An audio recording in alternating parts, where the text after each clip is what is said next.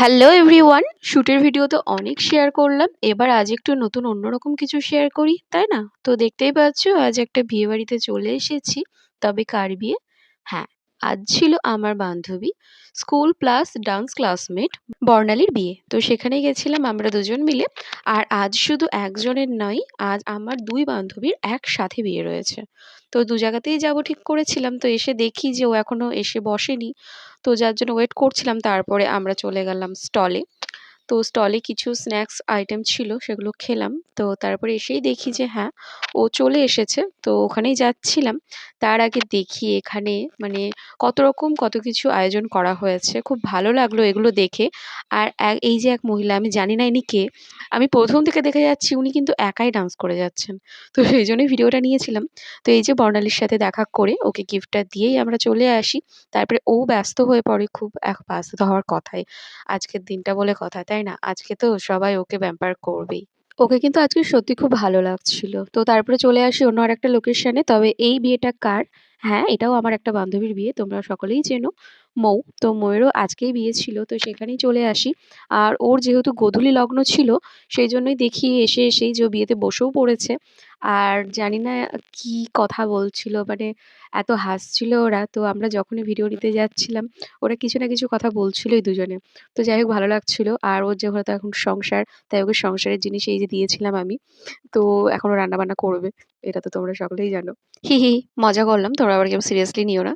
তো যাই হোক, এরপরেই আমার সাথে দেখা হয়ে যায় আখির। তো আখির সাথে আমি গল্প করছিলাম। তারপরে এই যে রীতিমতো আমরা যুদ্ধ করে ওর এই সিঁদুরদানের ভিডিওটা নিচ্ছিলাম।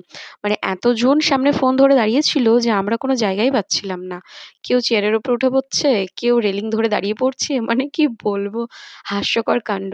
তারপরে দেখি আমরা মৌমিতাদি উড়ে চলে গেছে সামনে। দেখতে পাচ্ছ সামনে যে ফোনটা, ওটা কিন্তু মৌমিতাদির। মানে কি করে যে কোন দিক দিয়ে যে চলে গেল বুঝতেই পারলাম না আমরা। তো যাই হোক, এই যে ওর সিঁদুরদান হয়ে গেছে, দেখতেই পাচ্ছ ওকে কত মিষ্টি লাগছে দেখতে। সত্যি, সিঁদুর পরলে সত্যি মুখটা পাল্টে যায়, দারুণই লাগছিল ওকে দেখতে। তো আমাদের ভিডিও নেওয়াটা সার্থক হয়েছে। তারপরে আমরা চলে যাই, যেহেতু বিয়ে কমপ্লিট। তারপরে আমরা বসে পড়ি খেতে।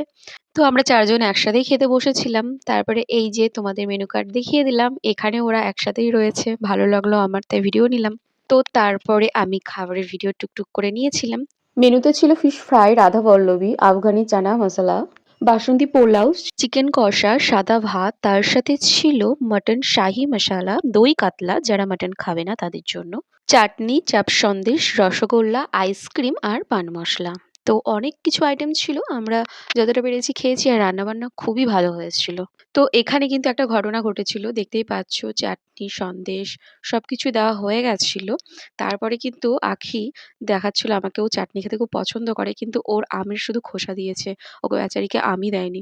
তো এই যে তারপরে আমরা হাসতে হাসতে চলে আসলাম আইসক্রিমটা নিয়ে। তো এটাই ছিল আজকের আমার ভিডিও। তো চেষ্টা করেছিলাম ওদের মেমোরিগুলো যাতে আমি আমার ফোনে সেভ করে রাখতে পারি, যাতে এগুলো তো একটা টাইমের পর আর কিছুই থাকবে না, বাট এই ভিডিওগুলোই স্মৃতি হিসেবে থেকে যাবে, তাই না? তো সেই কারণে এগুলো নেওয়া। তো এই যে আমাদের লুক দেখিয়ে দিলাম। আর এখানে আমার ভিডিওগুলো আঁকে নিয়ে দিয়েছিল, একটু ভেল করছিলাম।